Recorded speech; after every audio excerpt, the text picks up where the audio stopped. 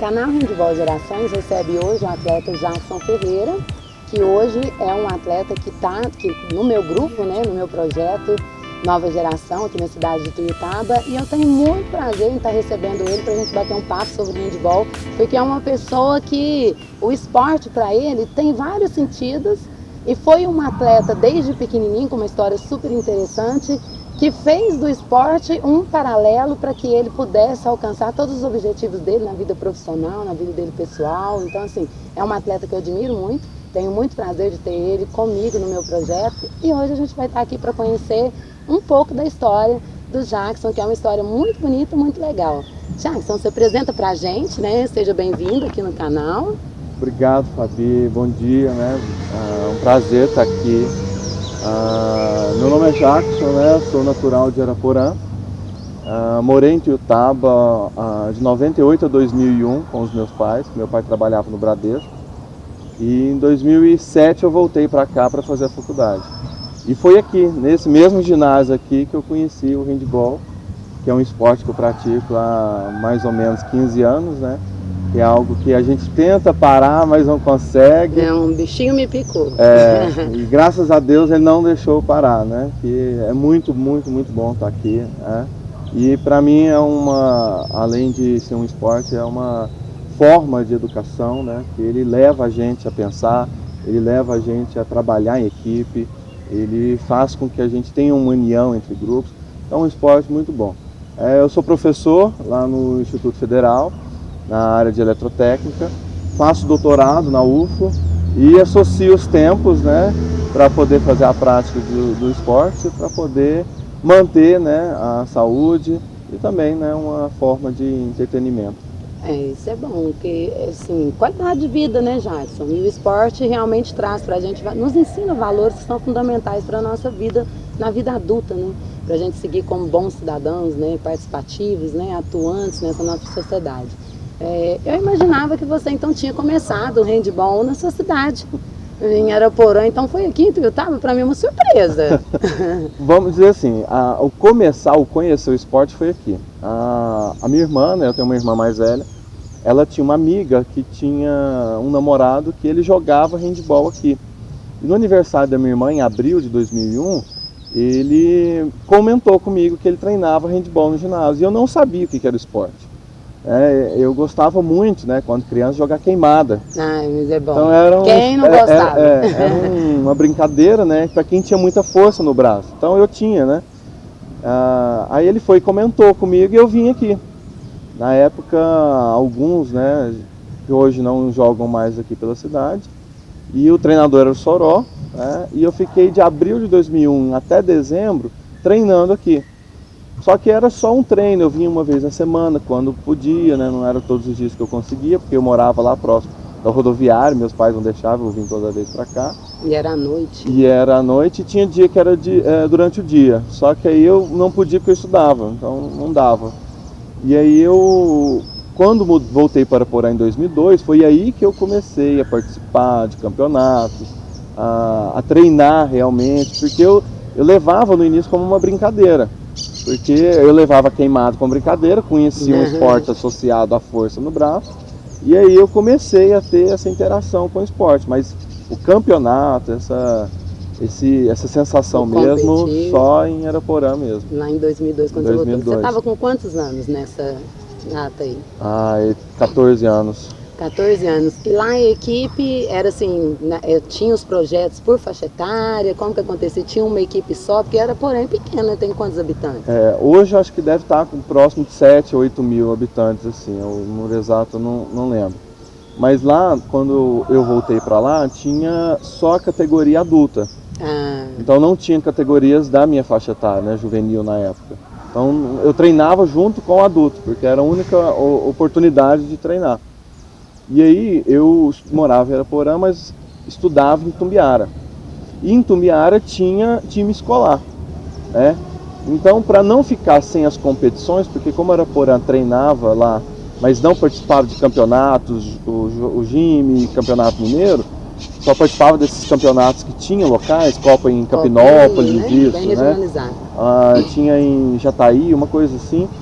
E aí eu treinava em Araporã, mas precisava disputar alguma coisa, que começa só Querer. treinar, você quer participar. E aí eu, em Tumbiara, eu comecei a estudar lá e eu disputava os jogos escolares, mas sempre treinando em Araporã, porque os treinos em Tumbiara aconteciam durante a semana, mas eu também não dava para ficar deslocando para estudar e também treinar, e só treinava aos sábados lá.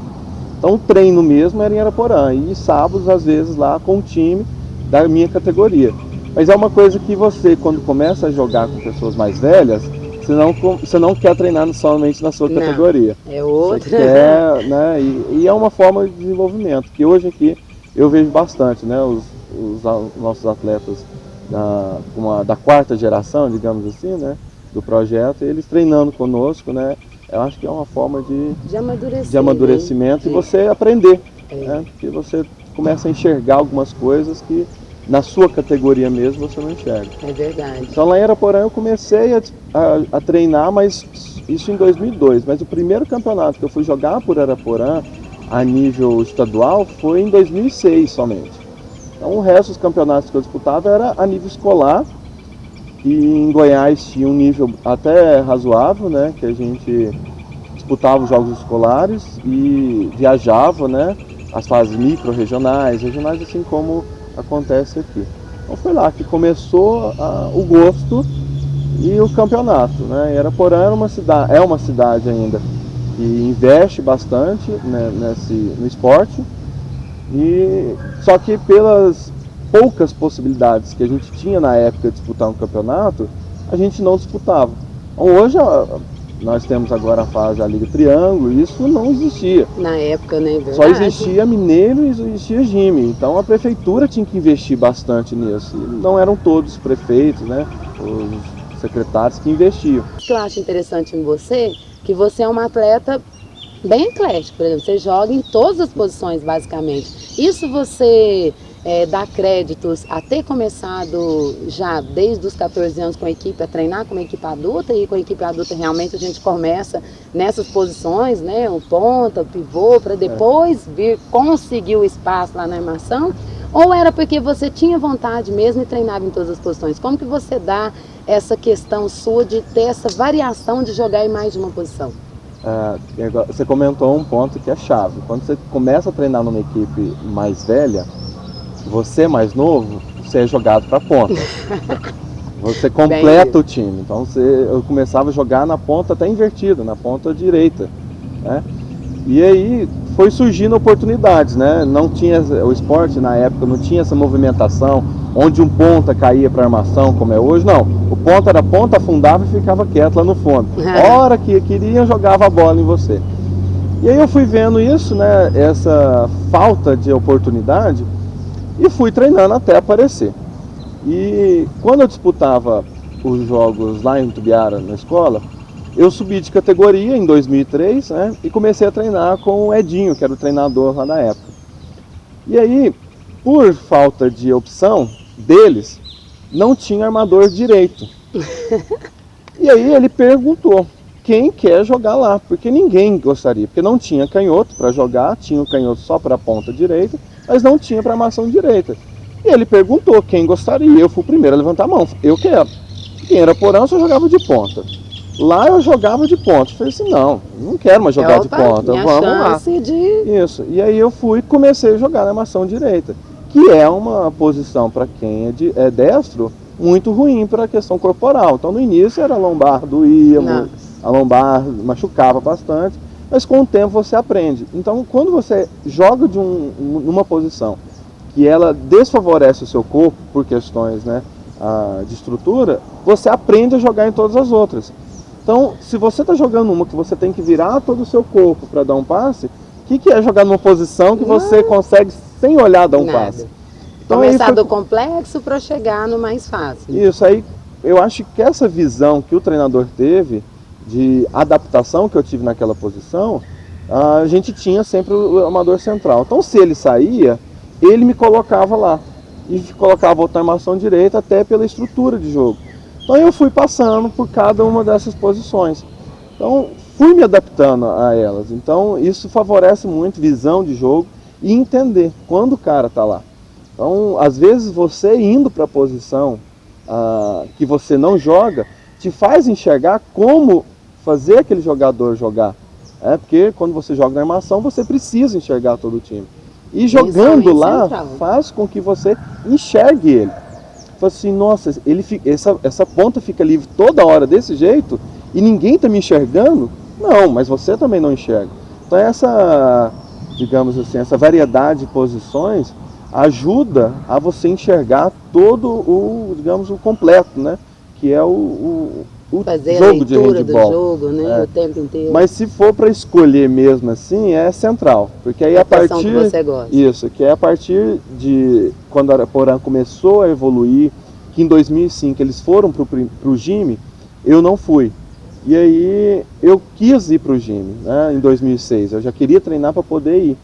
E aí eu comecei a jogar de central, porque era uma posição que eu queria aprender primeiro, né? Eu pedi também, tudo nunca foi me dado de graça. Eu aproveitava as oportunidades.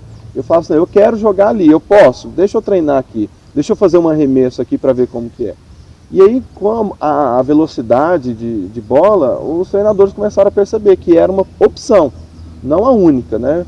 Porque aí você, né, 2007, assim, começou a pensar que você tinha que ter opções de jogo. Não somente um arremesso, uma jogada. Então você começou a evoluir um pouquinho nisso. E aí eles me deram a oportunidade. Aí em 2006, quando a gente foi para o primeiro Jime lá em Unai, né, muito longe, norte de Minas, foi quando eu tive a primeira oportunidade. Mas não era o único. Porque como eu sabia jogar melhor na armação direita, em determinados momentos eu caía para lá, para poder ajudar a estrutura de time. Mas o central é aquela posição que é a sua paixão. Seria o xodó. Mas eu me incomodo, como eu disse, né? Apareceu uma oportunidade de um time que precisa de um armador direito, opa, tô aqui. Tô aqui. Para pivô, qualquer um. E aí a gente acaba sendo assim, um atleta colaborativo, né? Que na verdade a gente é bem mais acessível ao técnico. E isso pro técnico é muito bom. Pena que a gente tem ainda aquele princípio de muitos que querem se especializar, só naquela posição, não quero jogar só ali. E isso no nível mundial hoje a gente tem pontos excelentes chutando, né, dos 9 na movimentação. Você vê muito assim, cai de segundo pivô, isso armação, né, um central. Então assim, hoje ele está bem mais flexível, né? Não tem mais essa coisa assim enrijecida, né? Não, eu sou ponta, não existe isso mais, né? Eu acho o importante desse mundial, acho que deixou isso claro, né? Que você é ponta, né? Na formação titular você começa na ponta, mas em determinados momentos das jogadas você cai lá para a armação central e se você não souber movimentar naquela armação central, você fura toda a jogada. Se você não conhecer a estrutura daquela posição, você não vai se adaptar àquele time, porque hoje você precisa de pessoas que conheçam aquela posição, não que saibam arremessar 100%, seja especialista, mas que precisa estar lá e compreender aquela posição e ajudar. De determinação, então assim, você na verdade chega num ponto que você investia bastante no handball, estava novo, e aí você teve um boomzinho aqui na sua carreira como atleta, que foi nesse momento até mês de junho.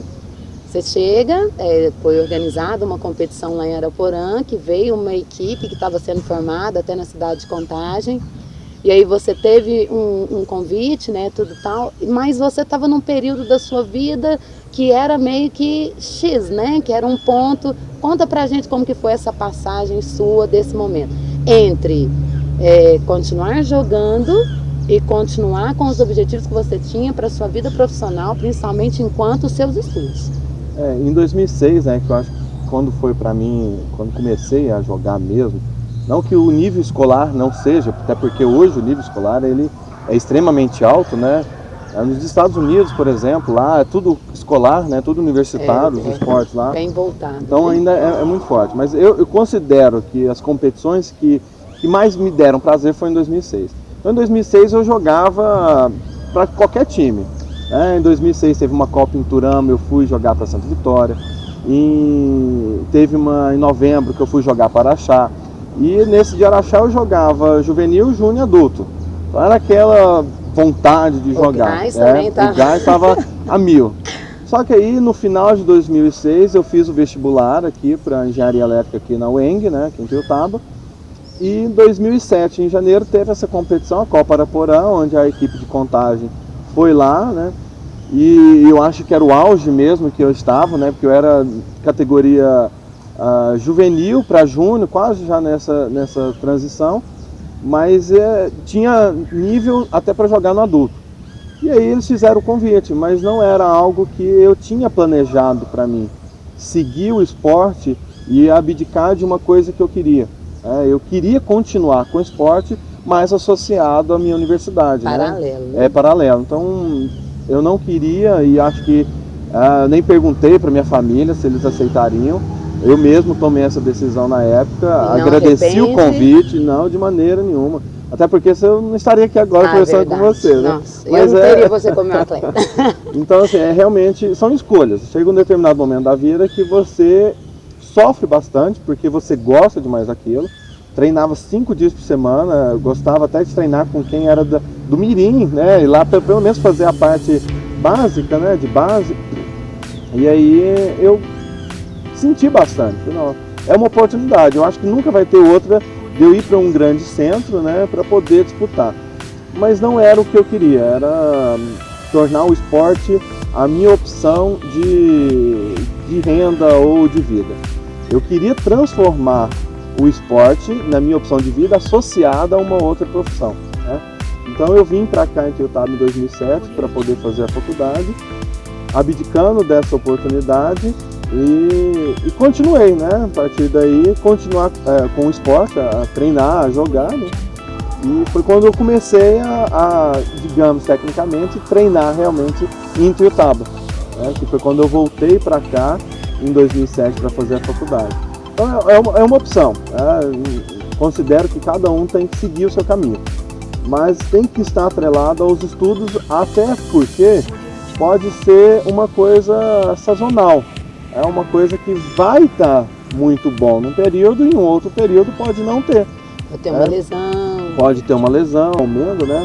Para quem está nesse momento de decisão, de escolhas da vida, porque é aos 17 anos e que não é fácil.